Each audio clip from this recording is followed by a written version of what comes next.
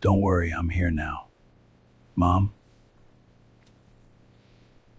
The rain came down like bullets on the Montana highway that night. 15 Harley-Davidsons roared through the darkness, their headlights cutting through the storm like knives. The sound of their engines was thunder itself, deep, primal, unstoppable. At the head of the pack rode a man who looked like he'd been carved from granite and violence. 6'3", 250 pounds of muscle and scars. Silver hair pulled back in a long ponytail that whipped in the wind. A beard that had gone from black to gray over decades of hard living. On his back, the leather cut bore three words that made strong men step aside: Hell's Angels. President, Montana. His name was Wyatt Brennan. But on the streets and the bars and the dark places where the law didn't reach, they called him Reaper. The convoy didn't slow as it approached Billings, didn't stop at red lights, didn't care about the speed limit or the rules that govern normal people. Because tonight wasn't about rules. Tonight was about blood. They pulled up outside a small diner on the edge of town. The neon sign flickered in the rain. Rosie's Diner, established 1989. The kind of place that served coffee in thick ceramic mugs and where the waitresses knew your name. Wyatt killed his engine. The silence that followed was somehow louder than the roar that came before. He dismounted slowly. His boots, thick black leather, worn from 1,000 miles, hit the wet pavement with purpose. Behind him, 14 other men did the same. No words, no signals. They moved like a pack of wolves who'd hunted together for years.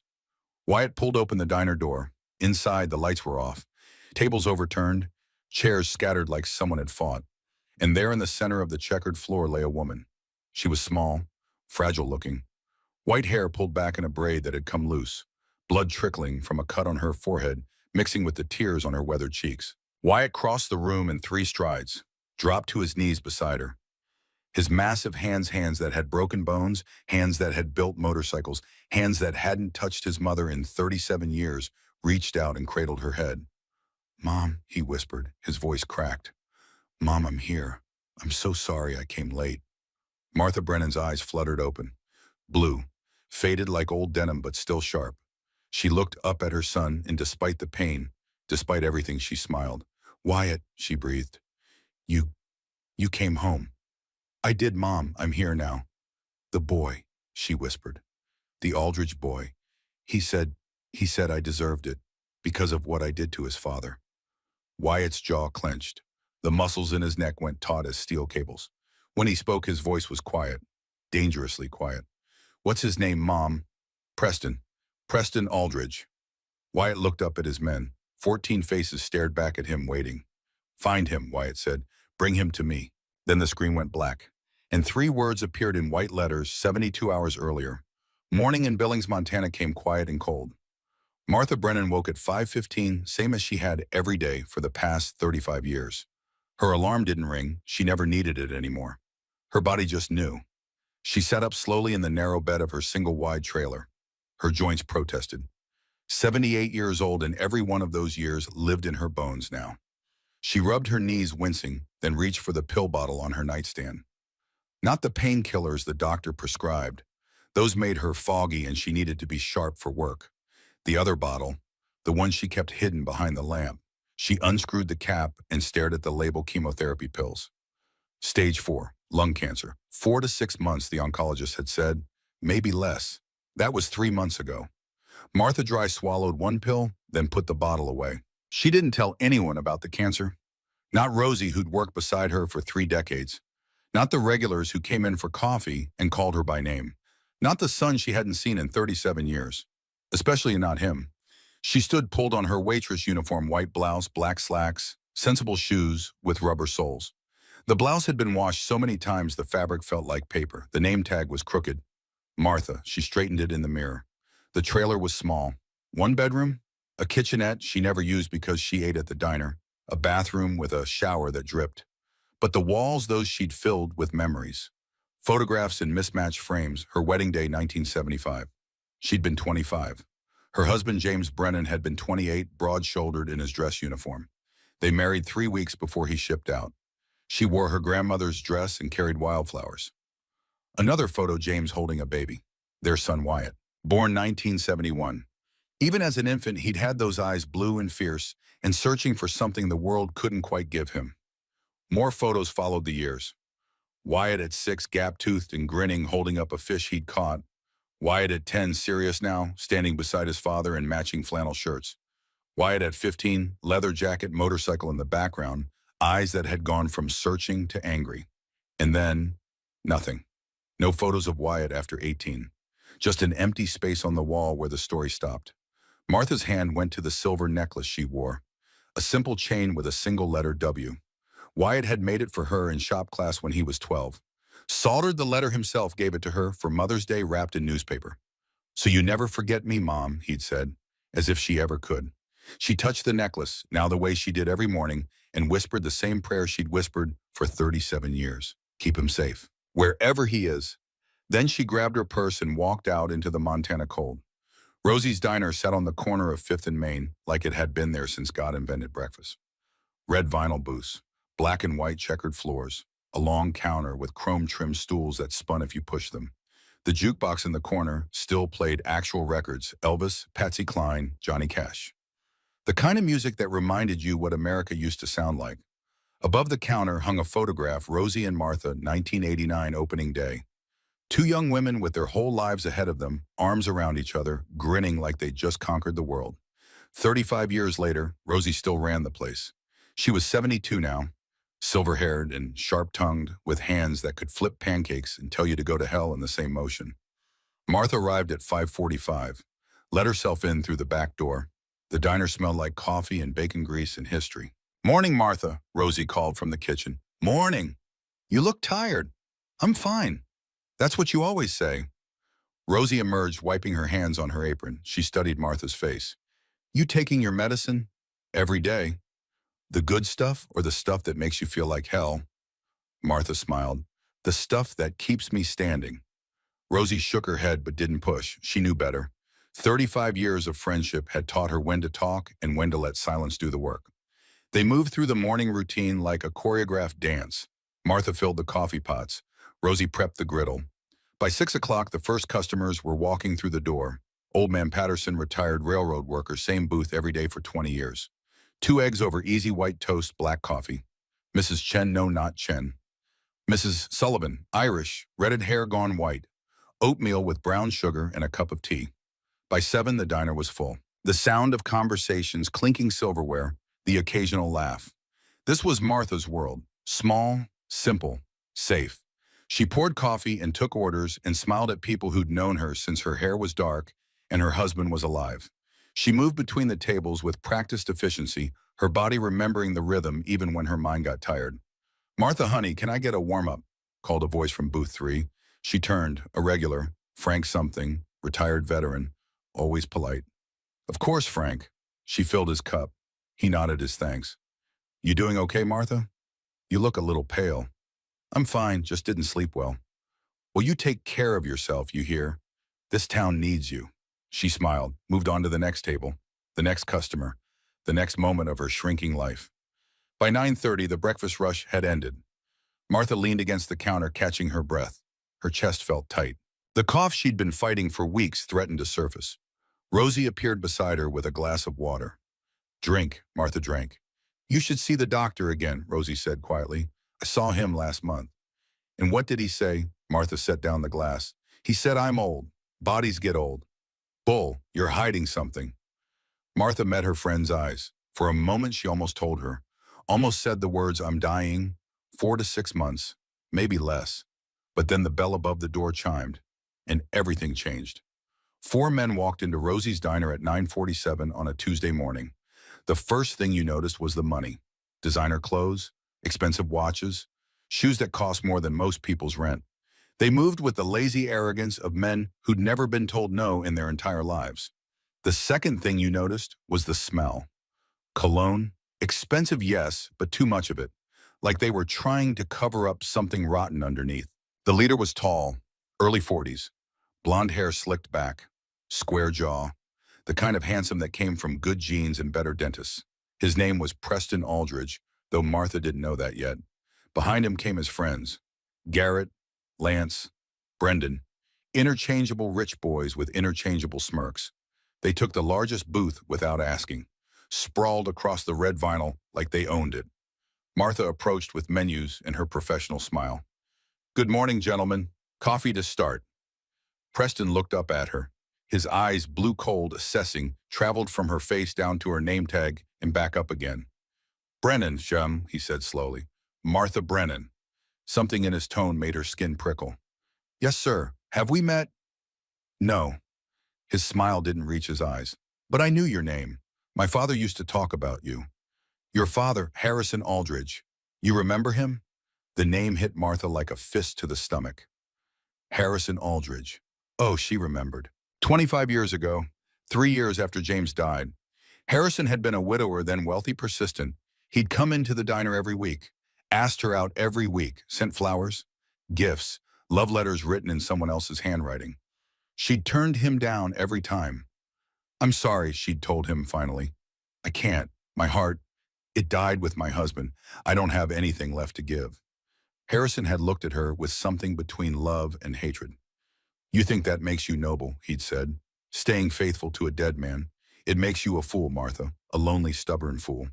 He never came back to the diner after that. Now, 25 years later, his son sat in her booth smiling that same smile. I remember your father, Martha said carefully. I'm sorry for your loss. I heard he passed. 8 months ago. Preston's voice was flat. Left me everything. $65 million. The business. The house. Everything. That's wonderful for you. Is it? He leaned back.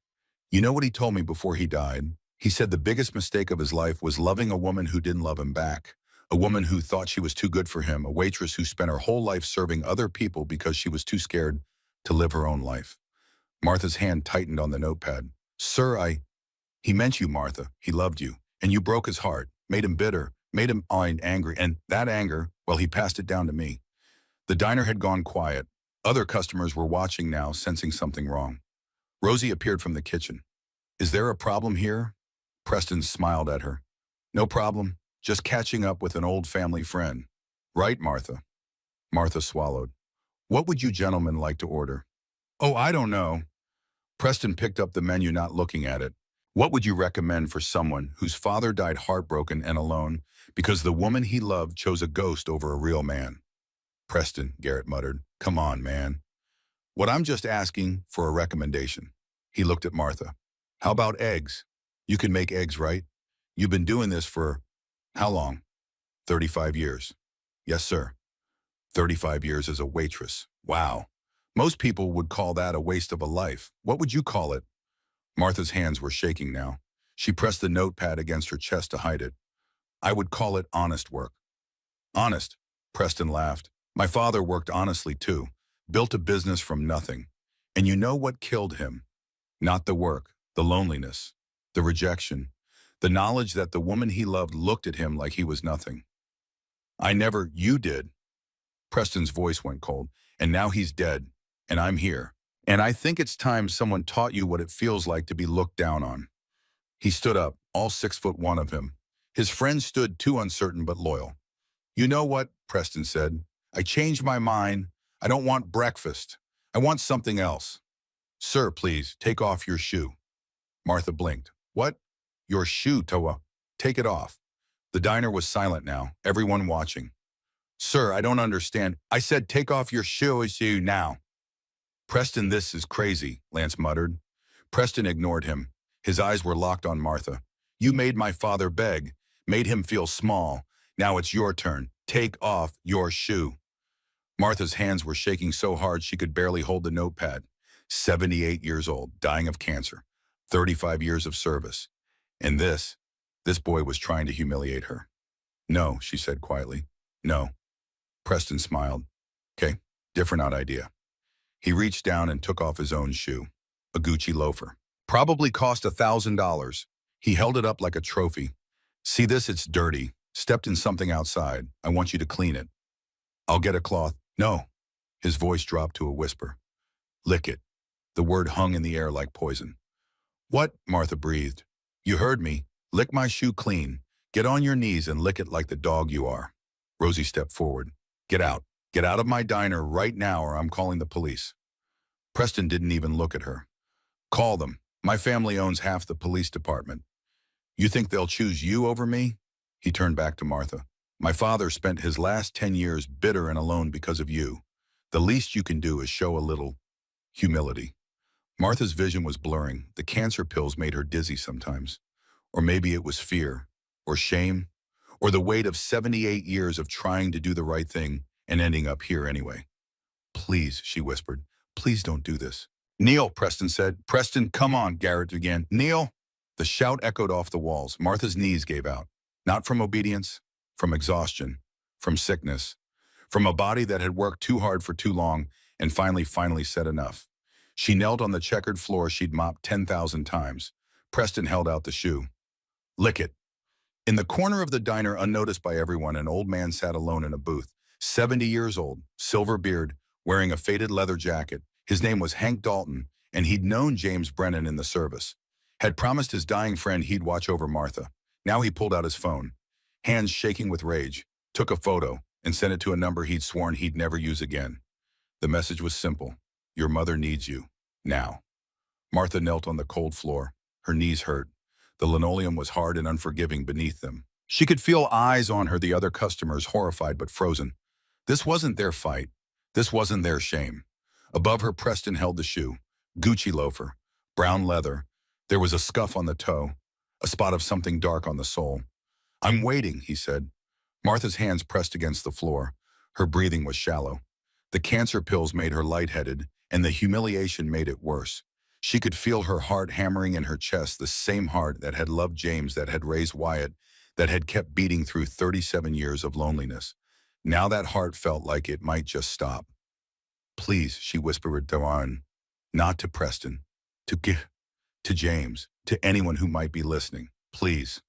Do it or I'll make sure this diner is shut down by the end of the week, Preston said. Health violations, code violations.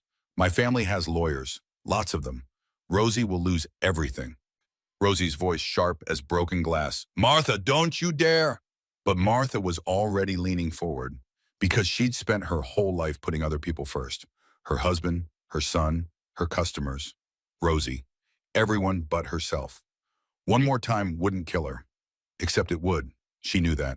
Somewhere deep in her bones, beneath the cancer eating her from the inside out, she knew that this moment, this final crushing moment, would be the thing that finally broke her. Her lips touched the leather.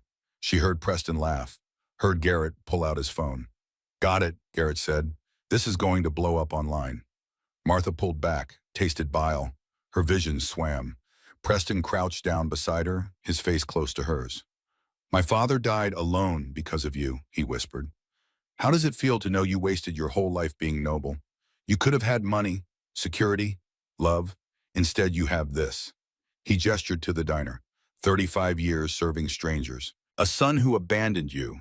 And now, everyone's going to see what you really are. He stood up, looked at his friends. Let's go. This place smells like failure. They walked out laughing. The bell above the door chimed cheerful mocking. Martha stayed on the floor. Rosie was beside her in an instant, pulling her up. Martha, Martha, honey, look at me. But Martha couldn't look at anyone. She stared at the floor where she'd knelt, at the spot where her dignity had died. I need to go home, she said. I'm calling the police. No police, just let me go home. Martha, please. Rosie helped her to the back room, helped her gather her purse, helped her out to her car, a 20-year-old Honda Civic with rust spots and a cracked windshield. Do you want me to drive you? Rosie asked. I'm fine. You're not fine. That boy. I'm fine, Martha said again, firmer now. She got into the car, started the engine.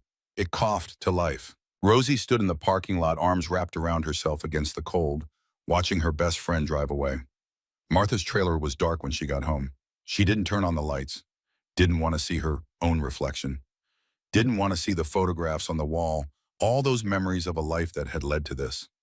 She went straight to the bathroom, leaned over the sink, turned on the faucet, and scrubbed her mouth until her lips were raw and bleeding.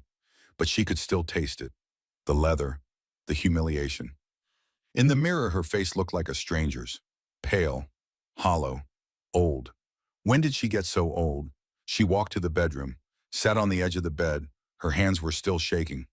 On the nightstand beside the cancer pills was a bottle of sleeping pills. Strong ones. The kind the doctor prescribed after James died when the grief was so heavy she couldn't breathe. She'd never used them. Kept them all these years like a safety net, just in case. Now she picked up the bottle, turned it in her hands. 30 pills, maybe 40. How many would it take? She unscrewed the cap, poured them into her palm. They were small, white, easy to swallow.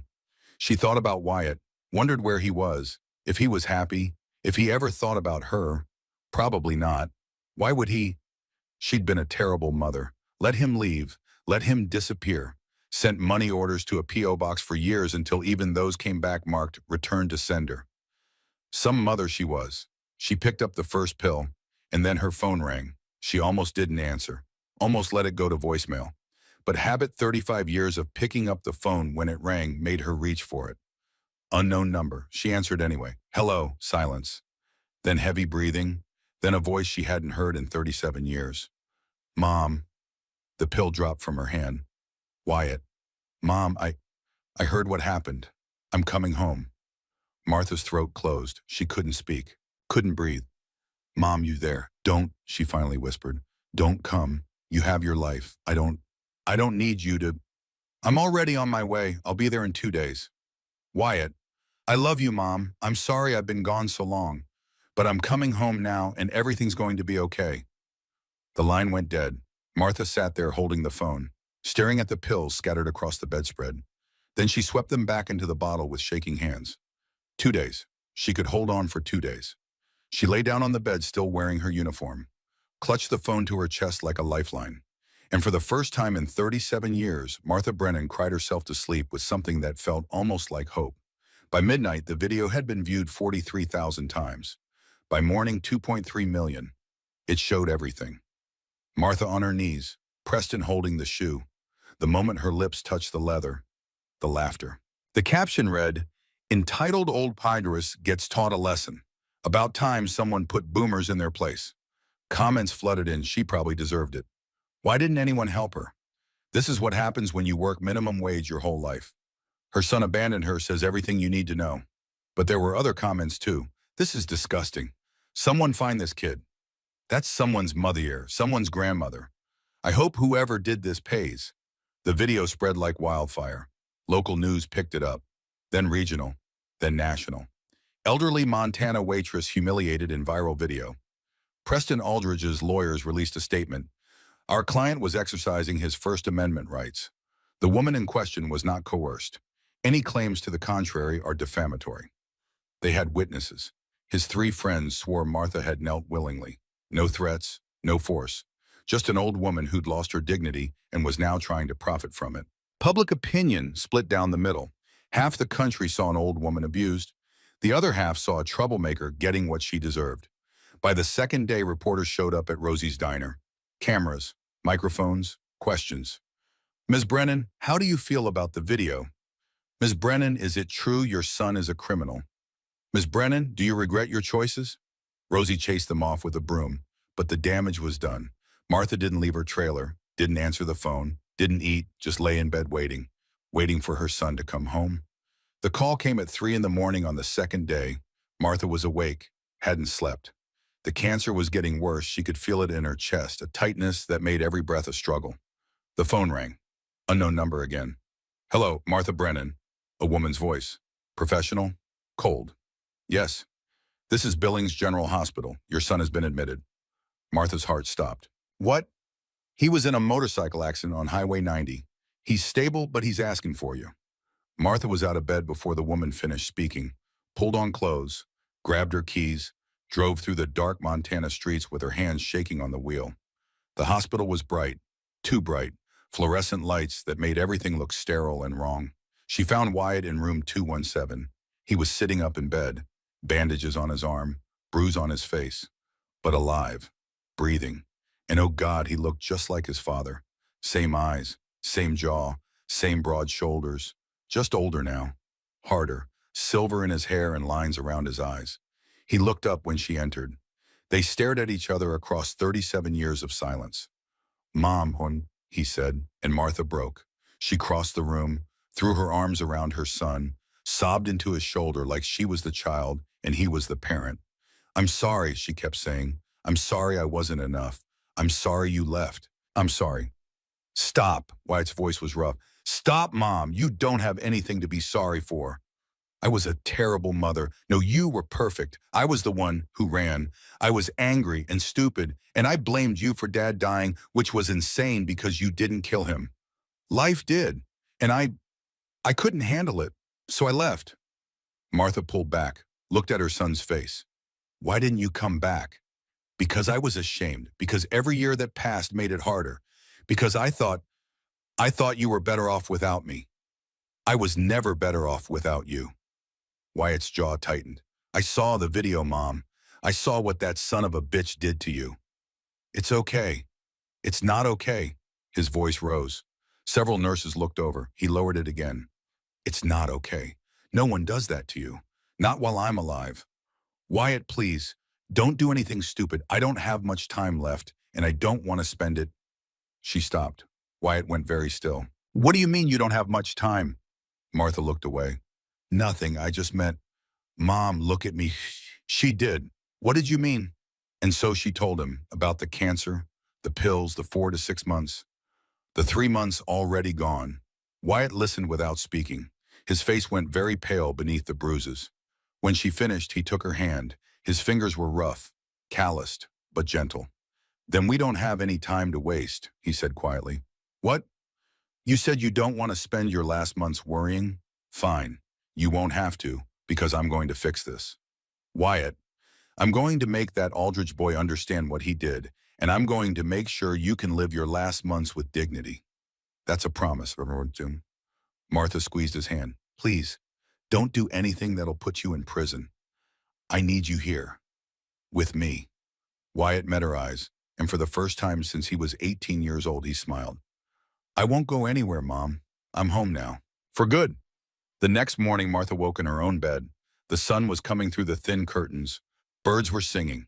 For a moment, she forgot everything, the cancer, the humiliation, the video. Then she remembered Wyatt. She sat up, heard sounds from the kitchen, smelled coffee. She walked out in her nightgown. Wyatt stood at the stove making eggs. He'd changed out of the hospital gown into jeans and a black t-shirt. His leather jacket hung over a chair. She could see patches on it, Hell's Angels. Montana. President. He looked up when she entered. Morning, Mom, you want breakfast? Martha started crying again. Wyatt crossed the room, pulled her into a hug. It's okay, he murmured. I'm here now. Everything's going to be okay. And Martha wanted to believe him, wanted to believe that her son could fix what was broken. But deep down in the part of her that had lived 78 years and buried a husband and raised a child alone, she knew the truth. Some things couldn't be fixed. Some things could only be survived. And some things demanded a reckoning. Outside, 15 motorcycles pulled up to the trailer park. 15 men in leather. 15 members of the Hells Angels Montana chapter. They'd come because their president called. And when Wyatt Brennan called, you answered. Wyatt looked out the window, saw his brothers, turned back to his mother. Mom, he said gently, I need to go take care of something, but I'll be back for dinner. Okay, Martha nodded. She didn't ask questions, didn't want to know. Wyatt kissed her forehead, put on his jacket, walked out into the Montana morning. The sound of engines filled the air, and then they were gone. Martha stood at the window, watched the dust settle, touched her silver necklace, the one with the W, and prayed. Not for justice, not for revenge, just for her son to come home safe, because in the end, that was all any mother ever wanted. Wyatt Brennan sat in a booth at Rosie's Diner, coffee growing cold in front of him. It was 7 in the morning. The diner was empty except for Rosie herself standing behind the counter with her arms crossed, studying him like he was a problem she needed to solve. You look like your father, she said finally. Wyatt glanced up. People tell me that. He was a good man, stubborn, but good. I know. You broke your mother's heart when you left. Wyatt's jaw tightened. I know that too. Rosie poured herself a cup of coffee, came around the counter, and slid into the booth across from him. Up close, he could see how much she'd aged. 72 years old, lines around her eyes, hands that trembled slightly from arthritis. But her gaze was steady, sharp as a knife. What are you planning to do? She asked. I don't know yet. That's a lie. Men like you always know. You're just deciding whether to tell me. Wyatt almost smiled. You always this direct. I've known your mother for 35 years, watched her work herself to the bone, watched her cry over you more times than I can count. So yes, I'm direct. Because whatever you're planning, it better not make things worse for her.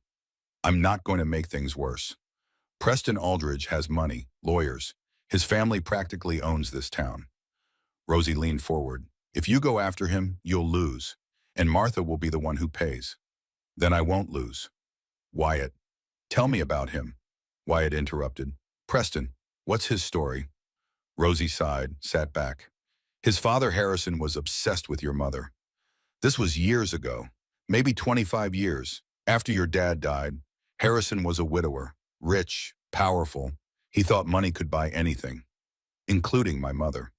He tried, came in here every week, flowers, gifts, love letters. Your mother turned him down every time, said she couldn't love anyone else, that her heart died with James.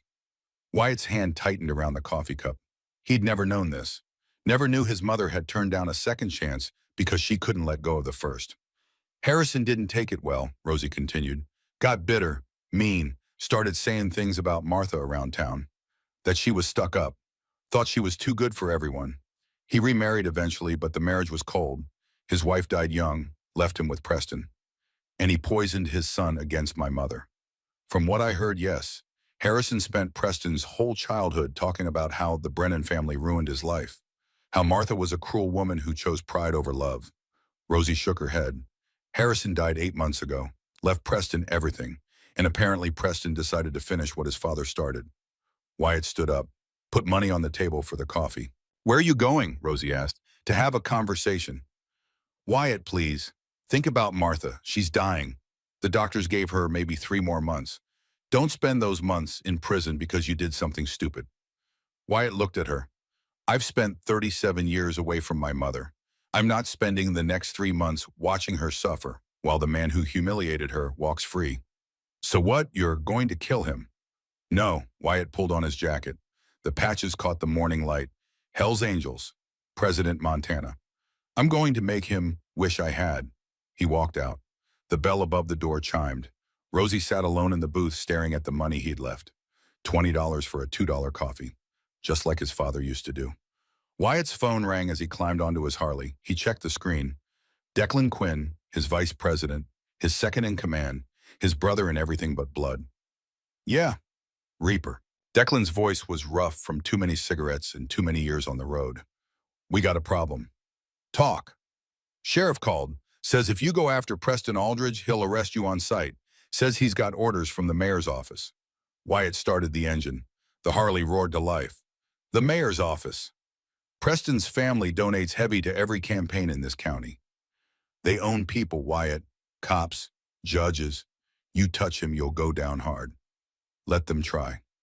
Brother, listen to me. I know you're angry, but we got 15 guys depending on this chapter. We got businesses. We got families. You can't just... Decker? Wyatt's voice went quiet, dangerous. My mother is dying. Some rich kid made her kneel on the floor and lick his shoe. Then he put it on the internet for the world to see. So I need you to tell me, right now, are you with me or not? Silence on the line. Then always, brother. What do you need? Information. I need to know everything about Preston Aldridge. Where he lives, where he goes, who he talks to. Everything. I'll make some calls. And Decker, tell the boys to stay ready. I might need them.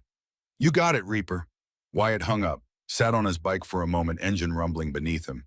He'd built the Montana chapter from nothing. 5 guys and 3 motorcycles back in 1995. Now they were 50 strong. They ran legitimate businesses, custom bike shops, security services, a bar in downtown Billings.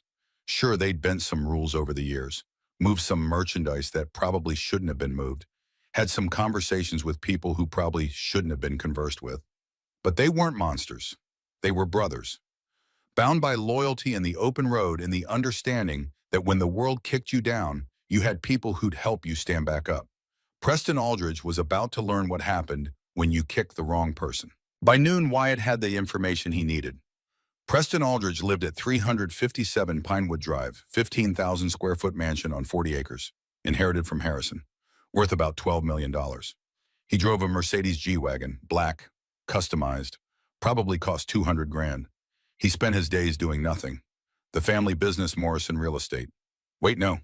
Aldridge Real Estate basically ran itself. Preston just collected checks and threw parties.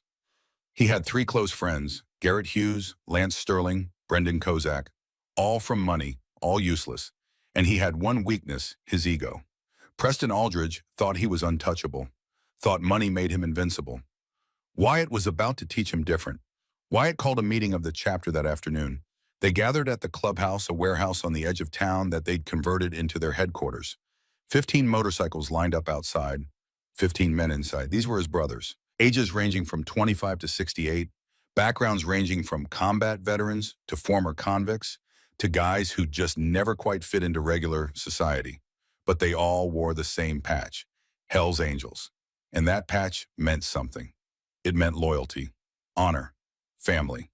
Wyatt stood at the head of the long table. Declan sat to his right. The others filled in around them. Most of you have seen the video, Wyatt began. The woman in that video is my mother, Martha Brennan. She's 68 years old. She's dying of cancer. And some rich piece of shit thought it would be funny to humiliate her. Silence in the room, hard faces, harder eyes. I want him to pay, Wyatt continued, but I need to do this smart. We can't just roll up to his house and beat his ass. That'll get us all arrested, and my mother needs me, so we're going to do this different. How? Asked Tommy Hammer Morrison, a thick-shouldered man in his 50s. We're going to give him a choice. I'm going to offer Preston Aldridge a deal. He apologizes to my mother. Publicly, gets on his knees the way she had to, says he's sorry, then he leaves Montana. Forever. And if he refuses, asked Rico Silva, late 30s, covered in tattoos. Wyatt's smile didn't reach his eyes. Then I'll make sure he wishes he hadn't. Reaper, Declan said carefully, you know the law's not on our side here. Preston's got lawyers, money, connections. If you go after him, I know the risks. Do you? Because last I checked, assaulting a millionaire gets you 20 years in Deer Lodge. And your mother doesn't have 20 years. The room went quiet. Wyatt sat down, rubbed his face. I know all of that, but I can't just do nothing. We're not saying do nothing, said Marcus. Preach Johnson, the oldest member, at 68, former Army chaplain. We're saying be smart. Your father was a soldier. He understood that some battles you win with force, and some you win with strategy. What are you suggesting? Preach leaned forward. Preston Aldridge embarrassed your mother on camera, so we embarrass him on camera. We don't touch him, don't threaten him, we just follow him, document everything he does. And when he inevitably does something stupid, because men like him always do, we make sure the world sees it. Wyatt considered this. You want to surveil him. I want to expose him. Men like Preston think they're invincible because nobody's ever held them accountable. So we become the accountability. That could take weeks, months. My mother doesn't have that kind of time. Then we speed things up, Declan said. We push him, make him nervous, make him sloppy. Sooner or later, he'll crack. Wyatt looked around the table, saw his brothers nodding. All right, he said finally. We do it smart, but if he so much as looks at my mother wrong again, smart goes out the window. Understood. Understood, they said as one. The surveillance started that night. 2 guys on Preston's house at all times. Rotating shifts, cameras with long lenses, audio equipment, the works. They documented everything. Preston leaving for dinner at 8 p.m., Preston coming home drunk at 2 a.m., Preston meeting with his lawyer, Preston getting a massage, Preston doing absolutely nothing useful with his inherited millions. But they needed more than that. They needed something damning. So Wyatt made a call. Sheriff Clayton Burke had been a cop in Billings for 42 years. He'd known James Brennan back in the day, served with him in the same National Guard unit. They'd deployed to the Middle East together during the Cold War tensions. Come home together. Been best men at each other's weddings. When James died in that construction accident in 2008, Clayton had been one of the pallbearers. He'd promised his friend he'd watch over Martha and Wyatt. He'd failed on the Wyatt part. The boy had run off before Clayton could stop him. But he'd kept an eye on Martha. Made sure she was safe. Made sure nobody bothered her. Until Preston Aldridge came along. Now Clayton sat across from Wyatt in a booth at a truck stop diner 10 miles outside Billings. Neutral territory. I can't help you, Clayton said. I'm not asking you to. Then why am I here? Wyatt pushed a folder across the table.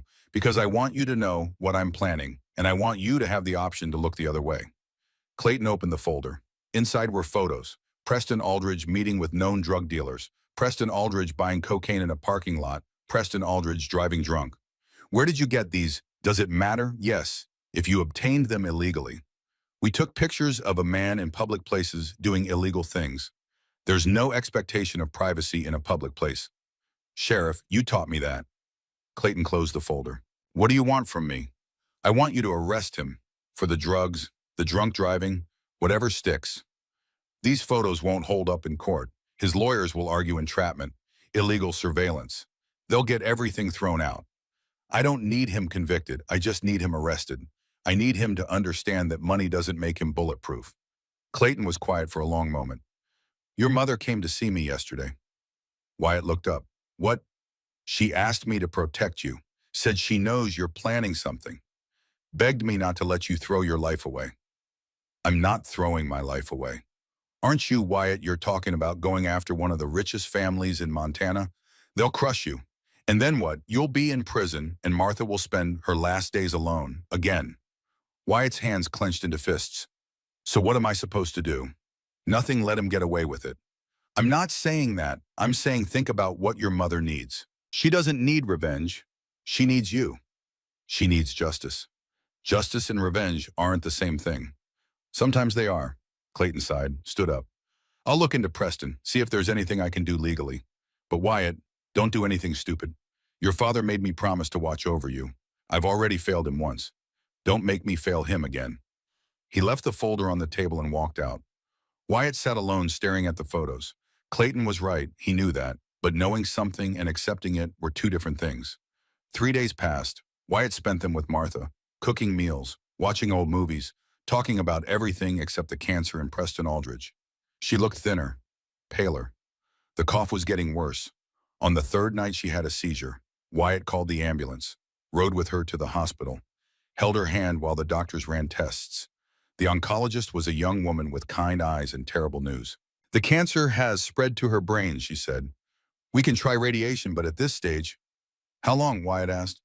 Weeks, maybe a month if we're lucky. Martha was asleep in the hospital bed. Machines beeped around her. An IV dripped something into her arm that was supposed to help with the pain. Wyatt sat beside her, held her hand. This woman who'd raised him, who'd worked herself to the bone to give him a life, who'd loved him even when he didn't deserve it, and he'd wasted 37 years. 37 years he could never get back. His phone buzzed. Text from Declan. We got something. You need to see this. Wyatt looked at his mother, sleeping, dying. Then he kissed her forehead and left. The clubhouse was packed when Wyatt arrived. All 15 guys were there, plus a few extras, friends of friends, people who'd heard what was happening and wanted to help. Declan met him at the door. We got him. Got him how? Declan led him to a laptop, pulled up a video. It showed Preston Aldridge in his mansion, drunk, ranting to his friends. That old bitch thought she could embarrass my family, Preston slurred in the video. My father wasted his life loving her. Well, I showed her. I showed the whole world what she really is. A nobody, a nothing. Garrett's voice. Dude, you need to chill. That video is everywhere. People are pissed. Let them be pissed. What are they going to do? I'm untouchable. My family owns this town. That old woman and her criminal son can't touch me. The video cut off. Wyatt stared at the screen. Where did you get this? Rico installed a bug in Preston's house. I know it's illegal, but we needed proof that he knew what he was doing, that it wasn't just some drunken mistake. He's confessing to intentionally humiliating her. Exactly. And if this gets out, Wyatt thought about it, about releasing the video, about watching Preston's life explode on social media the way Martha's had. It would be justice. Public, immediate. But it wouldn't be enough. No, Wyatt said, we don't release it. Not yet. Why not? Because I want to look him in the eye when his world falls apart. I want him to know exactly who did this to him and why. Declan nodded slowly. So what's the plan? Wyatt smiled. I'm going to pay Preston a visit tonight alone. Brother, I won't touch him. I just want to talk. But I need you and the guys ready. If things go sideways, I might need backup. You know this is crazy, right? Yeah, Wyatt said. I know. Preston Aldridge's mansion sat on a hill overlooking Billings. It was after midnight when Wyatt arrived.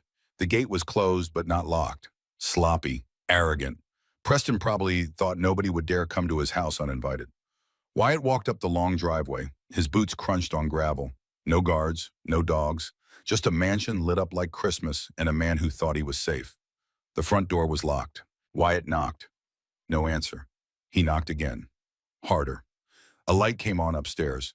A minute later, Preston appeared at the door in pajama pants and a Rolex, hair messy, eyes bloodshot. "What the fuck?" he said when he saw Wyatt. "We need to talk." "Are you insane? Get off my property or I'm calling the cops." "Call them, I'll wait." Preston stared at him. Wyatt was bigger, older, covered in leather and scars and the kind of quiet danger that made smart people step back. But Preston wasn't smart. He was rich, and rich people thought money was armor. "You're that waitress's son," Preston said. "The criminal. That waitress has a name, Martha Brennan, and yeah, I'm her son." "Well, congratulations. You raised yourself a real winner. Now get the fuck off my property." "Not until we talk." "About what? How your mother is a pathetic old woman who wasted her life. Trust me, I already know." Wyatt's jaw clenched, but he kept his voice calm. "I'm here to make you an offer. I don't want anything from you. You're going to want this. See, I know things about you, Preston. I know about the cocaine you buy from that dealer on 5th Street. I know about the DU is that your lawyers made disappear. I know about the woman you assaulted at that party last year who was paid off to keep quiet." Preston went pale. "You're bluffing." "Am I?" Wyatt pulled out his phone, showed Preston the photos, the videos, everything. Preston's hands shook as he scrolled through them. Where did you get these?" "Doesn't matter. What matters is what I do with them. I can release these to every news outlet in Montana, make you famous for all the wrong reasons. Or what? Or you do exactly what I say. You go to the hospital where my mother is dying, you get on your knees, you apologize publicly with cameras rolling.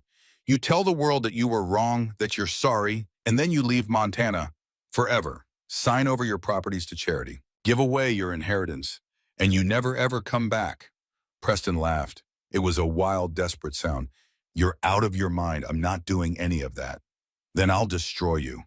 With illegal surveillance, my lawyers will eat you alive. I'll sue you for everything you have. I'll have you arrested.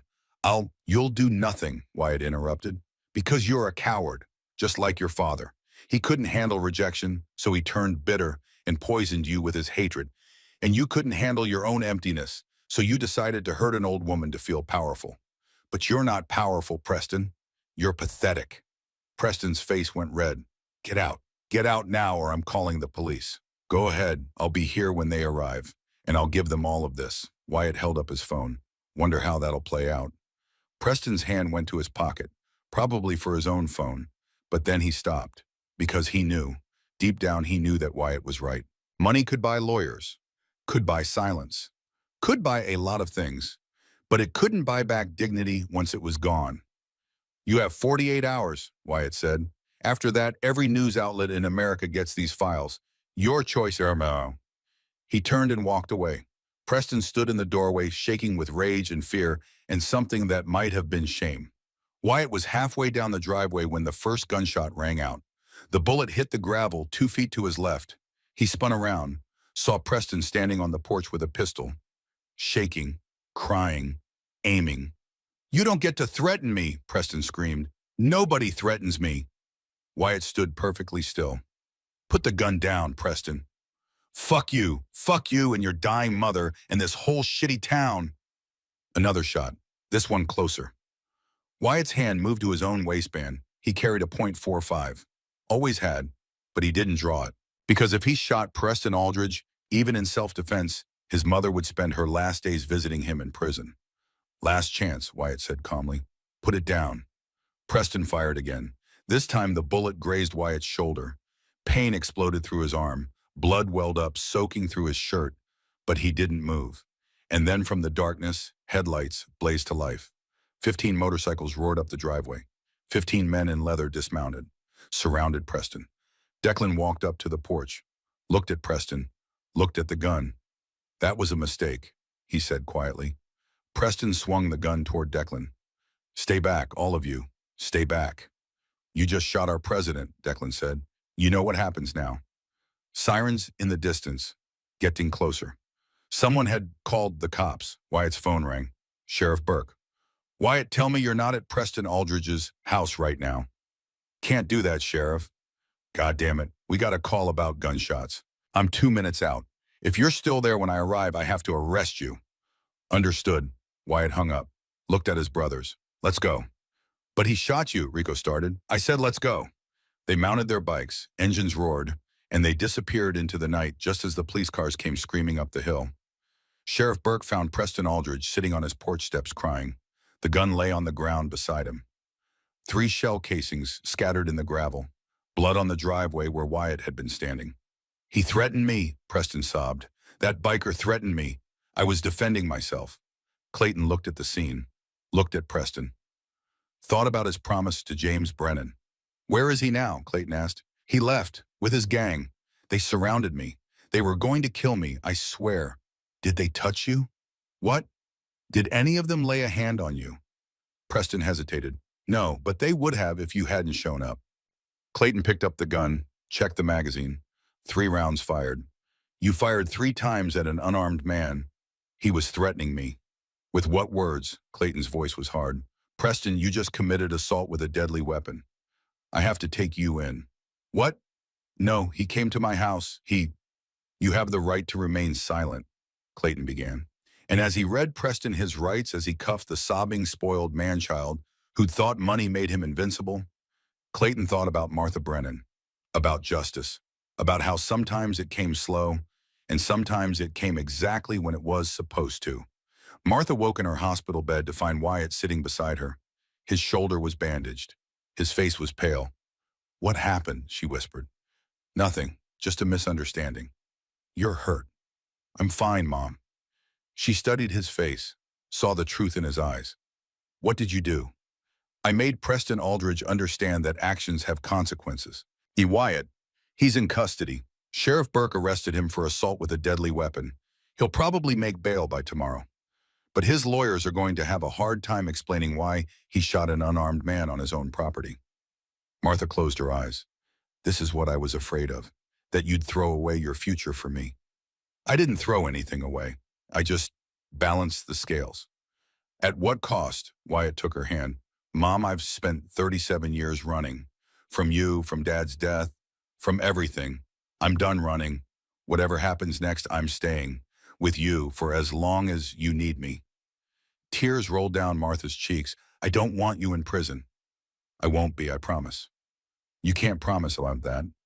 Yes, I can, because I'm not going to do anything else stupid. I'm going to spend every day I have left with you. That's it. That's all I want. Martha squeezed his hand. I love you. I never stopped. I know, Mom, I know. They sat in silence, mother and son, reunited after decades apart. Outside, the sun was rising over Montana, and for the first time in a very long time, Martha Brennan felt something she thought she'd lost forever. Hope. Preston Aldridge made bail in 6 hours, $200,000. Pocket change for a man who'd inherited $65 million. His lawyers, 3 of them, all wearing suits that cost more than most people's cars, had him out before lunch. The assault charge was real. 3 shots fired at an unarmed man. Blood evidence on the driveway. Shell casings. Witnesses who heard the gunfire. But Preston's story was simple self-defense. A dangerous biker gang leader had trespassed on his property, had threatened him. He'd feared for his life. The fact that Wyatt Brennan was the president of a Hells Angels chapter. That just made Preston's story more believable. By the time Preston walked out of the county jail, his PR team had already started working. Social media posts, carefully worded statements, photos of Preston looking scared and vulnerable. The narrative was shifting, and Wyatt knew it. Wyatt sat in the clubhouse ice pack against his bandaged shoulder watching the news on the flat screen, TV mounted to the wall. Preston Aldridge, son of late real estate mogul Harrison Aldridge, was released on bail this morning after an incident at his home. Mr. Aldridge's attorneys claim he was defending himself against Wyatt Brennan, a known member of the Hells Angels motorcycle club who allegedly trespassed on the property and made verbal threats. The screen cut to footage of Preston outside the courthouse. He looked small, frightened. Nothing like the arrogant man who'd made Martha kneel. I was terrified, Preston said to the cameras. This man came to my home in the middle of the night. I didn't know what he wanted. I thought he was going to kill me. Declan stood beside Wyatt, arms crossed. He's playing the victim. Of course he is. Well, people are going to believe him. Rich kid versus biker gang. We know how that story ends. Wyatt didn't respond. Just watched as Preston's lawyer stepped forward. My client is a law-abiding citizen who has never been in trouble with the law. He was forced to defend himself against a dangerous individual with a documented criminal history. We will be pursuing charges against Mr. Brennan for trespassing, criminal threatening, and harassment. Additionally, we are exploring civil remedies. The lawyer smiled at the cameras. Sharks always smiled before they bit. Wyatt turned off the TV. So what now? Asked Tommy Hammer, leaning against the pool table. Now I do what I should have done from the start, Wyatt said. I go to Sheriff Burke. I tell him everything. The surveillance, the videos of Preston confessing, all of it. That evidence was obtained illegally, Declan reminded him.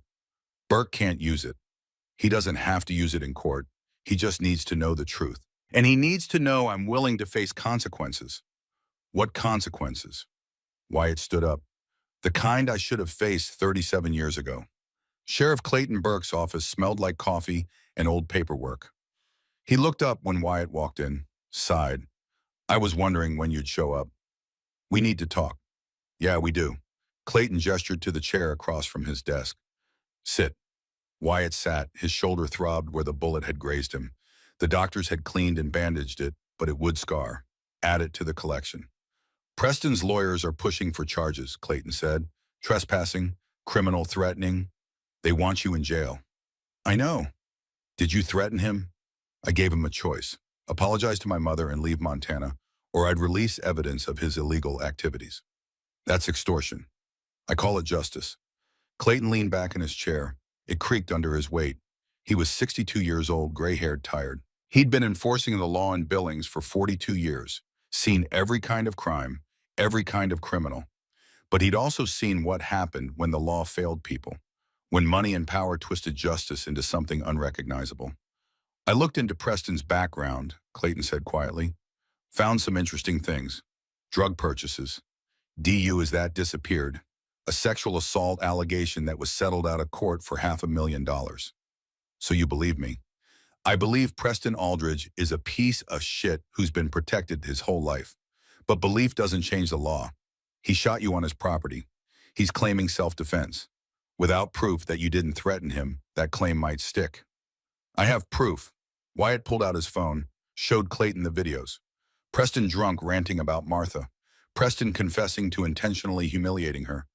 Preston bragging that he was untouchable. Clayton watched in silence. When the videos ended, he was quiet for a long moment. This is inadmissible, he finally said. You know that. I know, but you needed to see it. You needed to know the truth. The truth doesn't matter if I can't prove it in court. Then don't use it in court. Use it to understand what kind of man Preston is, and use it to understand what I'm about to do. Clayton looked up sharply. What are you about to do? I'm going to confess. To what? Everything, every illegal thing the Montana chapter has done in the past 20 years. The smuggling, the extortion, the fights, all of it. Clayton stood up. Wyatt, don't be stupid. I'm not being stupid, I'm being smart. Preston wants me in jail, fine. I'll go to jail, but not for threatening him, for crimes I actually committed. Real crimes with real consequences. You'll go away for 20 years. 15 to 20, yeah, I know. Your mother is dying. You'll be in prison when she... Clayton couldn't finish the sentence. I know that too, Wyatt said quietly. But this is the only way. If I confess, if I take responsibility for everything I've done, then Preston loses his narrative. He can't play victim against a man who's already admitted his crimes. And more importantly, the press will start asking questions. Why is a convicted felon confessing to everything except the one thing Preston claims? Why would I admit to 20 years of crime but lie about making a threat? Clayton sat back down slowly. You're going to sacrifice yourself to expose him. I'm going to pay for my crimes, and in doing so, I'm going to make sure the world sees Preston for what he really is. This is insane. This is justice, the only kind available to people like me. Clayton was quiet for a long time. Outside, Billings went about its day, cars driving, people working, the ordinary business of an ordinary town. Your father would have hated this, Clayton said finally. My father died believing in a country that protected the weak and punished the powerful. He was wrong, but I can at least make sure one powerful man faces consequences. at the cost of your freedom. I've been free for 37 years, and I wasted every minute of it running from the one person who mattered. My mother has 3 months left, maybe less. I can give her justice. I can give her the satisfaction of knowing her son finally did the right thing. That's worth more than freedom.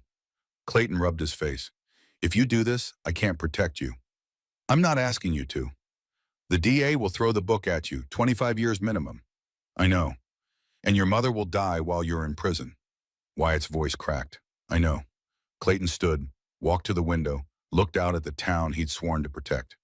There's another way, he said quietly. What way? Let me investigate Preston properly.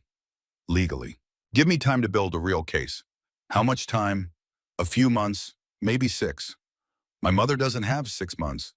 Then we work faster. But Wyatt, if you confess now, you throw away any chance of being there when she needs you most. Wyatt stood. Clayton, I appreciate what you're trying to do, but we both know how this ends. Men like Preston don't go to jail. They buy their way out. They always have. This way, at least I control the narrative. At least my mother can see justice, even if I can't be there to hold her hand. Clayton turned from the window. She doesn't want justice, Wyatt. She wants you. Can't you see that all those years you were gone, she didn't care about justice or revenge or any of it? She just wanted her son to come home. And now I'm here, and I'm going to make sure the last thing she sees is her son standing up for what's right, even if it kills her to watch you go to prison. Wyatt didn't answer because they both knew it would. Martha was sitting up in her hospital bed when Wyatt arrived that evening. She looked better, stronger. The doctors had adjusted her pain medication, given her something that helped with the nausea. She'd even eaten some soup. There's my boy, she said, smiling. Wyatt pulled a chair close, took her hand. It felt so small, so fragile. When had his mother become this delicate? How are you feeling, he asked. Better today. The doctor says I might be able to go home tomorrow. That's good. Rosie's been by, and Hank, and half the town, it seems like. Everyone asking about you, about me. They saw the news. Preston's lawyers saying you threatened him. People are worried. They shouldn't be, I'm fine. Martha studied his face. You're not fine. You're planning something. I can see it in your eyes. Same look your father got before he did something heroic and stupid. Wyatt almost smiled. I'm not planning anything heroic. But you are planning something. He was quiet for a moment, then, Mom, I need to tell you something. Her hand tightened on his. You're leaving again. No, not leaving, but I made some mistakes, a lot of mistakes over the years, and I think it's time I faced them. Martha's eyes filled with tears. You're going to confess to the police. How did you? Because I know you. You're just like your father. He always thought he could fix everything by sacrificing himself. Never understood that the people who loved him would rather have him alive and flawed than dead and perfect. I'm not going to die, Mom. Prison is a kind of death, especially for someone like you. Someone like me. Someone who needs to be free. Who needs the road and the wind and the open sky. Your father was the same way. That's why he joined the military. Not for patriotism, for freedom. Wyatt looked down at their joined hands, his so large and scarred, hers so small and spotted with age. I spent 37 years free, he said quietly, and I was miserable every day because I wasn't free. I was running from you, from Dad's memory, from everything that mattered. Prison can't be worse than that. Yes, it can, because in prison you won't have a choice. You won't be able to change your mind and come home. I'm not coming home this time, Mom. I'm staying right here with you for as long as you're here. And then what? You go to prison and spend 20 years regretting it. I'll spend 20 years knowing I finally did the right thing. Martha pulled her hand away. The right thing is being here now with me, not locked in a cage somewhere paying for crimes from decades ago that nobody cares about anymore. Preston cares. His lawyers care. They want me in jail. Let them want. You don't have to give them what they want. If I don't, they'll drag this out for years. Court battles, motions, appeals. And you'll spend your last months watching me fight a legal battle I can't win. I'd rather spend my last months with you fighting than my last months alone, knowing you're in prison. Her voice broke on the last word. Wyatt reached for her hand again. She let him take it. Mom, listen to me. Preston humiliated you in front of the world, and the world did nothing. Because he's rich and you're just a waitress, just a nobody. But you're not a nobody, you're Martha Brennan. You're the woman who raised a son alone, who worked 35 years without complaint, who loved a man so much you couldn't bear to replace him. You deserve better than what Preston gave you. I don't care about Preston. I care about you. I know, but I need you to understand. I need to do this. Not for you, for me. Because if I let Preston walk away, I'll be that same scared 18-year-old running from responsibility. And I can't be that person anymore. Martha was crying now, silent tears streaming down her weathered face. Your father said the same thing, she whispered. Before he went to war, he said, I need to do this, Martha. I need to be the man you deserve. And I told him I didn't need a hero. I needed a husband, a father for our son. But he went anyway. And he came back different, harder. And then he died. And I was alone. I won't die. You'll be gone and I'll be alone again. And this time I won't have 37 years to hope you'll come back. I'll have weeks, maybe days. Wyatt pulled her into his arms, held her while she sobbed. I'm sorry, he said. I'm so sorry, Mom. Then don't do this, please. Don't leave me again. And Wyatt realized in that moment that he had a choice. He could be the hero, could confess, could go to prison and give his mother the satisfaction of seeing Preston exposed, or he could be the son, could stay, could hold her hand through the pain and the fear in the final days. He couldn't be both. The next morning, Wyatt called a meeting at the clubhouse. All 15 members of the Montana chapter sat around the table, plus Hank Dalton, plus Sheriff Clayton Burke, who Wyatt had invited personally. I'm not confessing, Wyatt said without preamble. Declan looked relieved. Good, because that was the stupidest plan I've ever heard. But I'm not backing down either. Preston Aldridge hurt my mother, and he's going to pay for it, just not the way I originally planned. So what's the new plan? Tommy asked. Wyatt looked at Clayton. Sheriff, you said you needed time to build a case against Preston. How much time? 6 months minimum.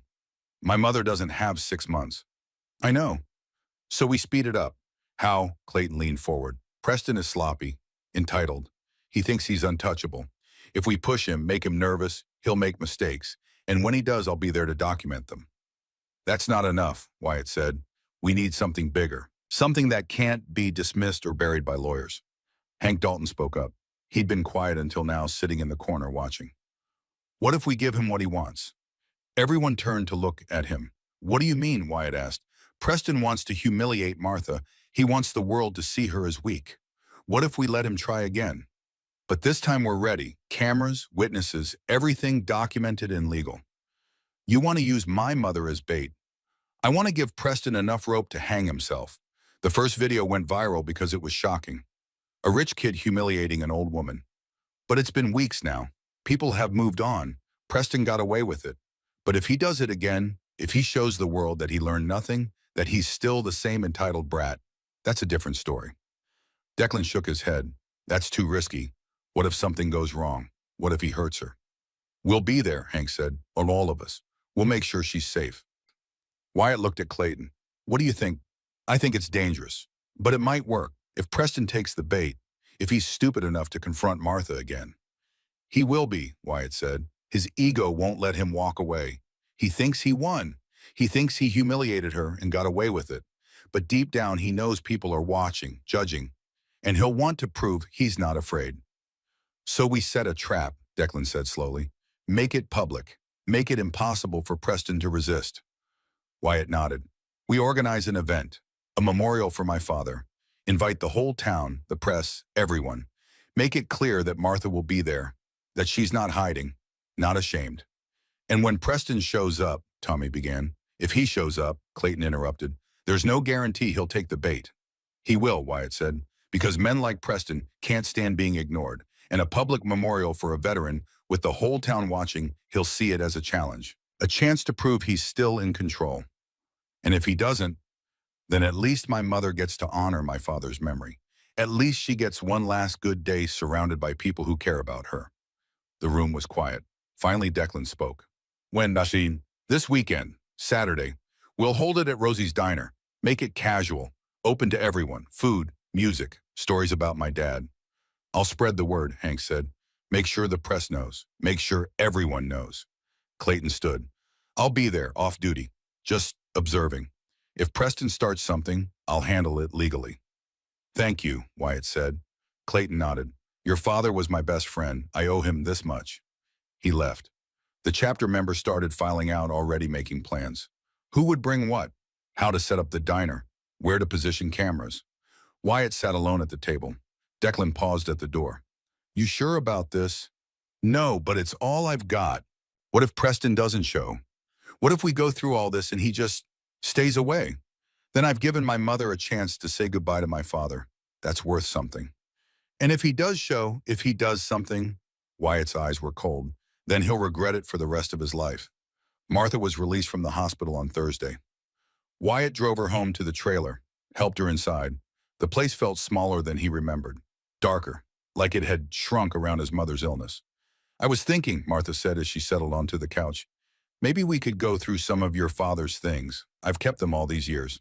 Boxes in the closet, his uniforms, his medals, his letters. I'd like that. They spent the afternoon sorting through memories. James Brennan's dress uniform still crisp after all these years. His combat boots worn and scuffed. His dog tags on a chain that Martha had kept around her neck for 15 years before finally putting them away. There were letters too. Dozens of them. Letters James had written to Martha during his deployment.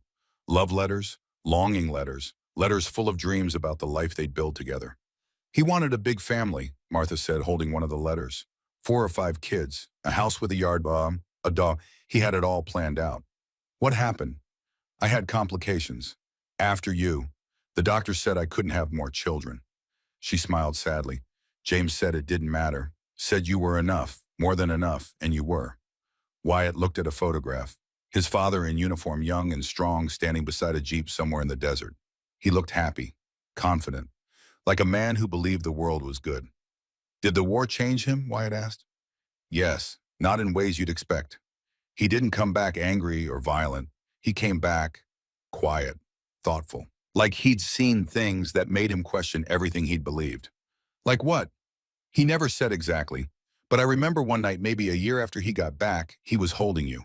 You were just a baby, and he looked at me and said, I killed men over there, Martha, good men, men with families. And for what? For politics, for oil, for reasons I still don't understand. And then he cried, just held you and cried. Wyatt was quiet. He made me promise something that night, Martha continued. He made me promise that if anything ever happened to him, I'd make sure you understood. That violence doesn't solve problems. It just creates new ones. That real strength is knowing when to fight and when to walk away. I haven't been very good at walking away. Neither was he. That's what killed him. He saw those men trapped in that construction collapse. He knew the building was unstable, but he went in anyway, saved 3 men. The 4th beam fell before he could get out. Wyatt had heard the story before, but hearing it from his mother in this moment felt different. He died a hero, Wyatt said. He died unnecessarily. Those men would have been saved by the fire department. But James couldn't wait, couldn't let someone else do it. He had to be the hero. Martha looked at Wyatt, just like you're trying to be now. Mom, I know what you're planning, the memorial, the trap for Preston. Hank told me everything. Wyatt sighed. Of course he did. I'm not going to be bait, Wyatt. You're not bait. You're a woman honoring her husband's memory. If Preston shows up and does something stupid, that's on him. And if he doesn't, if he stays away, and we've gone through all this for nothing, then we've had a beautiful day remembering Dad. Is that so bad? Martha was quiet for a moment. Then your father would have hated this plan. Probably. But he would have done it anyway, because he never could walk away from a fight. Neither can I. I know. She reached out and touched Wyatt's face. You're so much like him. It terrifies me. I'm not going to die, Mom. No, but you're going to get hurt, and I'm going to have to watch, and I don't know if my heart can take that. Wyatt took her hand, kissed it. I love you, Mom. I love you too, baby, more than you'll ever know. They sat together as the sun set outside the trailer, and Wyatt prayed that his plan would work, because if it didn't, he'd have nothing left to give his mother except broken promises and wasted time. Saturday arrived cold and clear. Rosie's diner had been transformed. American flags hung from the ceiling. Photos of James Brennan in uniform covered the walls. A table near the entrance displayed his medals, his dog tags, his Purple Heart. The entire town showed up. Veterans in their dress uniforms, families with children, old friends who remembered James, strangers who'd seen the viral video and wanted to show support. The press was there too. 3 local news stations, 2 newspapers, even a crew from a national morning show that had picked up the story. Martha sat in a place of honor near the front. She wore her best dress, the same one she'd worn to James's funeral. Her hair was done, her makeup perfect. She looked fragile but dignified. Wyatt stood beside her, uncomfortable, in a suit and tie. The other chapter members were scattered throughout the crowd, trying to look casual in their dress shirts and clean jeans. Sheriff Clayton Burke stood near the door watching, waiting. The memorial began at noon. People shared stories. A veteran who'd served with James talked about his bravery. A neighbor remembered how James always shoveled everyone's driveways in winter. A former coworker from the construction site talked about the day James died saving those men. Martha cried quietly through it all. Wyatt held her hand, and Preston Aldridge didn't show. 1 p.m. came and went, then 2, then 3. The crowd started to thin. People had other places to be, other things to do. By 4 p.m. it was just the core group, Rosie, Hank, the chapter members, a few lingering reporters. "He's not coming," Declan said quietly to Wyatt. "I know." "So what now?" Wyatt looked at his mother. She was talking to an old friend, smiling through her exhaustion. "Now we take her home," Wyatt said, "and we let her rest, and tomorrow we figure out plan B." But there was no plan B, they both knew it. At 4:30, just as people were starting to leave, a black Mercedes G-Wagon pulled up outside the diner. Preston Aldridge stepped out. He was drunk. Not stumbling drunk, but the kind of drunk where you think you're invincible, where consequences feel like suggestions. He'd brought his friends, Garrett, Lance, Brendan, all of them drinking from a bottle of expensive bourbon. They walked into the diner like they owned it. The room went silent. Preston looked around, saw the flags, the photos, the medals, saw Martha sitting there in her funeral dress. And he smiled. "Well, well," he said loudly, "what's all this, a party for a dead soldier? How patriotic." Sheriff Burke stepped forward. "Preston, I think you should leave." "Why, it's a public event, isn't it? Open to everyone?" Preston walked further into the diner. "I'm just here to pay my respects." Wyatt moved to intercept him, but Martha grabbed his arm. "Let him talk," she said quietly. Preston approached Martha, stood over her. "Mrs. Brennan, so sorry for your loss. Must be hard. Your husband dead, your son a criminal, all alone in your old age." Martha looked up at him. Her eyes were clear, calm. "You're drunk, Preston." "Maybe, but I'm also rich and young, and I'm going to live a long, happy life. Well, I hear you're dying. Cancer's right. How fitting, a cancer of a woman dying of cancer." Gasps from the crowd. The press cameras were rolling. Preston didn't notice, or didn't care. "You know what your problem is," he continued. "You think you're better than everyone else. My father loved you, and you spit in his face, made him feel worthless. Well, look at you now, on your way out, with nothing to show for your whole pathetic life except a criminal son and a cheap diner job." Martha stood up slowly. She was shorter than Preston, frailer, dying, but she didn't look weak. "You're right about one thing," she said. Her voice was quiet but clear. "I don't have money. I don't have power. I don't have much time left." She stepped closer to Preston. "But I have something you'll never have. I have love, real love. From my son, from my friends, from a husband who adored me even after death. And you have nothing. No love, no respect, just money. And when you're old and dying, you'll realize that money can't fill the emptiness inside you." Preston's face went red. "You don't know anything about me. I know your father died bitter and alone, and you're going to die the same way, because you're just like him, unable to accept that some things can't be bought." Preston raised his hand. The entire room tensed. Wyatt moved. But before anyone could intervene, Preston did something unexpected. He laughed. "You think I care what you think of me? You're nobody. A dying old waitress. And this," he gestured to the memorial, "this is pathetic. Worshipping a dead man who accomplished nothing except dying in a construction accident." That's when Wyatt hit him. One punch. Clean. Hard. Preston went down like a sack of flour. The room erupted. Sheriff Burke was there instantly. "Wyatt, no!" But it was too late. Wyatt stood over Preston, breathing hard. "You can insult me, you can insult my mother, but you do not insult my father." Preston's friends tried to help him up. Blood poured from his nose. He looked at Wyatt with pure hatred. You just assaulted me, he said through bloody teeth. In front of witnesses, in front of cameras. I'm going to bury you. Clayton grabbed Wyatt's arm. Wyatt Brennan, you're under arrest for assault. Wyatt didn't resist, held out his wrist for the cuffs. Martha was crying. No, no, Wyatt, please. It's okay, Mom, Wyatt said as Clayton cuffed him. It's going to be okay. But it wasn't okay. Preston was already on his phone calling his lawyers. And Wyatt knew that this time there was no way out. He'd finally done exactly what Preston wanted, given him the justification to destroy him. The county jail holding cell smelled like sweat and desperation. Wyatt sat on the metal bench, head in his hands. Through the bars, he could see Clayton's office. The sheriff was on the phone, arguing with someone, probably the DA. The door opened. Declan walked in, his face grim. Preston's lawyers are pushing for maximum charges, Declan said. Assault in the first degree. They're saying you attacked an unarmed man without provocation. He provoked me. Doesn't matter. The videos show you throwing the first punch. That's assault. I know. You're looking at 5 to 10 years, Wyatt, and that's if the judge is lenient. Wyatt leaned back against the cold concrete wall. How's my mother? Devastated. Rosie took her home. She's not doing well. The cancer. The heartbreak, she watched you get arrested, again, just like she's afraid of. Wyatt closed his eyes. I fucked up. Yeah, you did. I should have walked away, should have let Preston talk. But when he insulted my father, I know I would have done the same thing. We all would have. But that doesn't change what happens next. What does happen next? Declan was quiet for a moment. Clayton's trying to cut you a deal. Plead guilty to simple assault. Do 6 months county jail instead of 5 years state prison. But Preston's lawyers are resisting. They want you gone, permanently. They'll get their wish.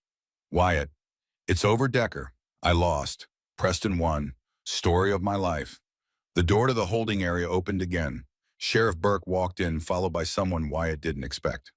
Preston Aldridge. His nose was bandaged. His eye was black. He looked like hell, but he was smiling.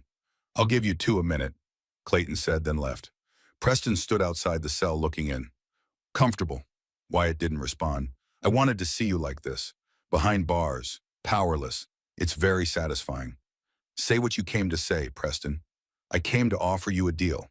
That got Wyatt's attention. What kind of deal? You confess, publicly. You stand in front of cameras and admit that you've been harassing me, that you threatened me, that everything I've said about you is true. You apologize to me. Get on your knees if you want. I know your family likes that position. Wyatt's hands clenched into fists. And if I do that, then I'll drop the assault charges. You'll plead to a misdemeanor, do 30 days, be out in time to watch your mother die. And if I don't, then I push for maximum charges. You go away for 5 to 10 years, and your mother dies alone, wondering why her son chose pride over being with her. Wyatt stared at Preston through the bars. This man who'd humiliated his mother, who'd insulted his father's memory, who'd turned cruelty into a sport. And he realized Preston had won. Not because he was stronger, not because he was smarter, but because he had something Wyatt didn't. Time. Martha didn't have 5 years. She probably didn't even have 5 months. If Wyatt fought this, if he refused to bow, he'd lose the only thing that mattered, the chance to hold his mother's hand when she died. I need to think about it, Wyatt said. Preston smiled. You have 24 hours. After that, the offer expires, and you go away for a very long time. He turned and walked out. Declan looked at Wyatt. You're not actually considering this. What choice do I have? You fight, we get lawyers. With what money, Preston has millions. We have a clubhouse and some motorcycles. This isn't a fight we can win. So you're just going to let him humiliate you after everything. Wyatt looked at his hands, scarred, rough. The hands of a man who'd lived hard and earned every mark. I've been humiliated before, he said quietly. I can handle it. What I can't handle is my mother dying alone while I'm in prison because I was too proud to bend. Wyatt, I'm going to take his deal, Decker. I'm going to kneel. I'm going to confess. I'm going to give Preston everything he wants. And then I'm going to spend whatever time my mother has left making sure she knows she's loved. Your father. My father died being a hero, and it left my mother alone for 15 years. I'm not making that mistake. I'm choosing her. Over pride, Over justice. Over everything. Declan was quiet for a long moment. Then he nodded. Okay, then we do this together. The whole chapter. We stand behind you. No, this is my burden, not yours. The hell it is. You're our president. Where you go, we go. That's the code. Wyatt felt something break inside him. After 37 years of running after a lifetime of putting himself first, he finally understood what family meant. It meant standing together even when everything was falling apart. Thank you, he whispered. Don't thank me yet, Declan said. Wait until this is over. The press conference was scheduled for Monday morning. Preston's lawyers had arranged everything.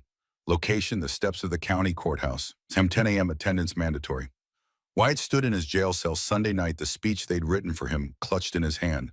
It was humiliating, degrading. Every word designed to make him look like the villain and Preston the victim. But it would get him out, get him home to his mother. That's all that mattered. Clayton came to visit that evening. You don't have to do this, he said. Yes, I do, Sam. There might be other options, legal options. Name one. Clayton couldn't.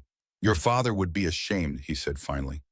Wyatt looked up sharply. My father is dead, and my mother is dying, and I'm done sacrificing the people I love for the sake of pride. This isn't about pride, it's about truth.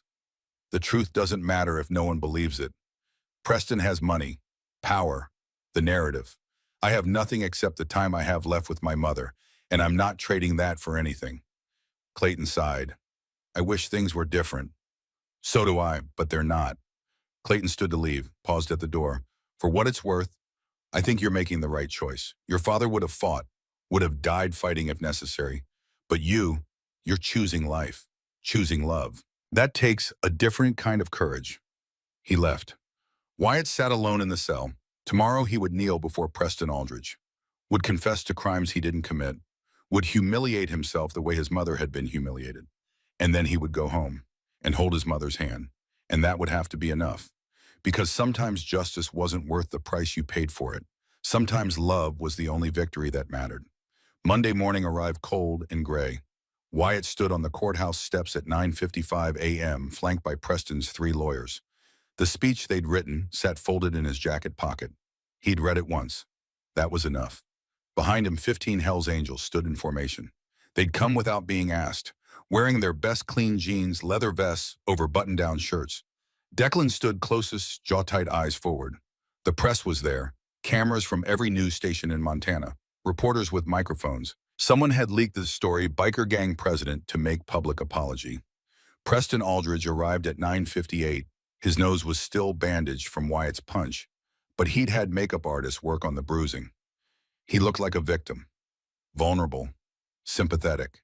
He stood off to the side with his own entourage. Garrett, Lance, Brendan, all smirking. At 10 a.m. exactly, one of Preston's lawyers stepped to the microphone. Ladies and gentlemen, thank you for coming. Mr. Wyatt Brennan has asked to make a statement regarding recent events involving my client, Preston Aldridge. The lawyer stepped back. Wyatt approached the microphone. The cameras clicked, flashed, recorded. He pulled out the speech, unfolded it. His hands that had built motorcycles, hands that had broken bones, hands that had held his mother while she cried, were completely steady. He looked at the words designed to destroy him. Then he looked past the cameras, past the reporters, past Preston's smug face, and he saw her, Martha Brennan, standing at the back of the crowd, Rosie holding her arm to steady her. She'd insisted on coming, wanted to be there for her son. Their eyes met across 50 feet of Montana morning, and Wyatt made a choice. He folded the speech, put it back in his pocket. My name is Wyatt Brennan, he said into the microphone. His voice was clear, strong. I'm the president of the Montana Nomads chapter of the Hells Angels Motorcycle Club. I'm 55 years old, and I'm a son. Preston's lawyer stepped forward.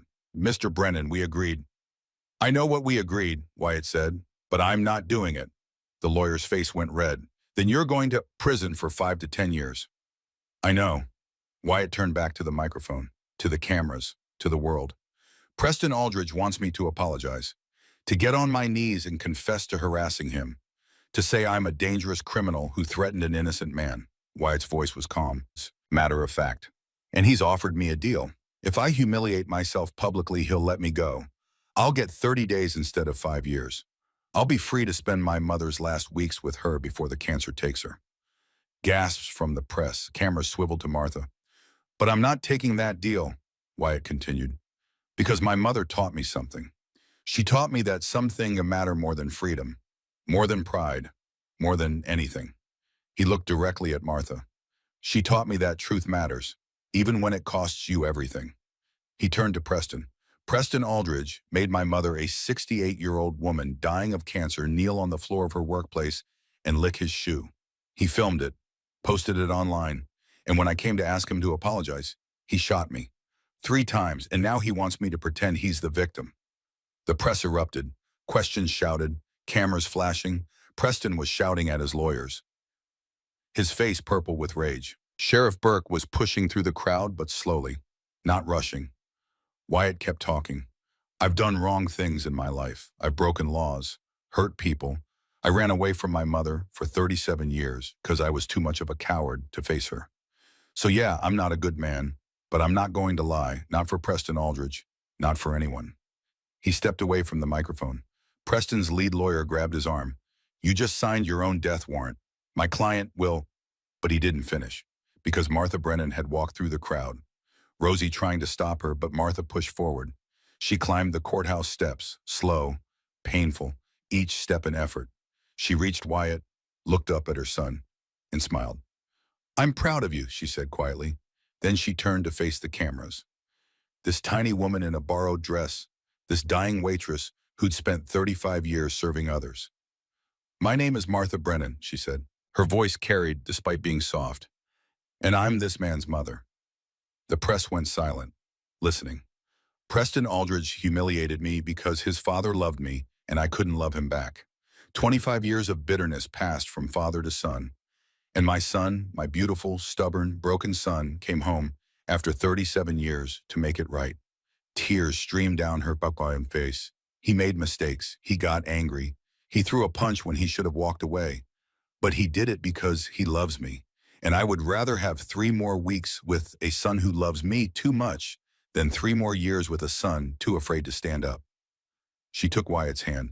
So if they take him to prison, I'll visit him every day I have left. And I'll die knowing my son finally came home. That's enough. That's more than enough. She looked at Preston. You wanted to see me humiliated again. You wanted my son on his knees. Well, here we are. Take your victory. But know this, you'll spend your life with money. We'll spend ours with love. I know which I'd choose. Then she collapsed. Wyatt caught her. Mom. Rosie was there in seconds. Ambulance, someone call an ambulance. The press swarmed, cameras everywhere. And in the chaos, as Wyatt held his mother as the sirens approached, Sheriff Burke quietly walked up to Preston Aldridge. Preston, Clayton said conversationally, I've been reviewing those photos Wyatt showed me. The illegal surveillance, turns out there were legal cameras on that street too. City traffic cameras. And they show the same things. Cocaine purchases, drunk driving, everything. Preston's face went white. You can't. I already did. Warrant was approved this morning. You're under arrest for possession with intent to distribute 3 counts of DUI and obstruction of justice. Clayton smiled. Turns out money doesn't buy everything. As Clayton cuffed Preston as his lawyers shouted, as Garrett and Lance and Brendan scattered like rats, Wyatt held his mother. You're going to be okay, Mom, he whispered. I know, she said, because you're here. The ambulance took Martha to Billings General. The police took Wyatt to county jail. And Preston Aldridge, for the first time in his life, learned what consequences felt like. Montana State Prison, June 15th, 2044. The guard opened the cell door at 6 a.m. Brennan, you're out. Wyatt stood. He was 73 years old now. White hair to his shoulders, beard fully gray. His body had held up better than most. He'd spent 18 years working out, staying sharp, preparing for this day. The day he'd thought would never come. He signed the release papers, took his belongings, walked out into the Montana sunshine. Declan was waiting. Now 70 years old himself, still writing, still vibe of the Montana chapter. Brother, Declan said, pulling Wyatt into a hug. Welcome home. How is she? Wyatt asked. Declan's face fell. Wyatt, how is she? She's been gone 16 years, brother. You know that. Wyatt knew. Of course he knew. Martha had died 4 months after his sentencing. Cancer took her fast once it reached her brain.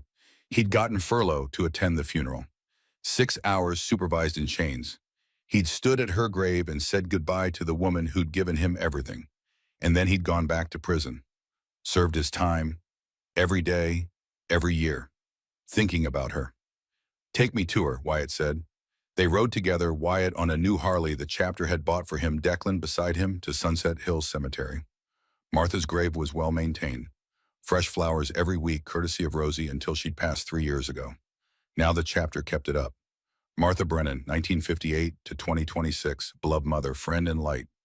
Wyatt knelt, placed his hand on the stone. "Hey, Mom. Sorry it took so long to visit." The wind blew through the pines. Birds sang.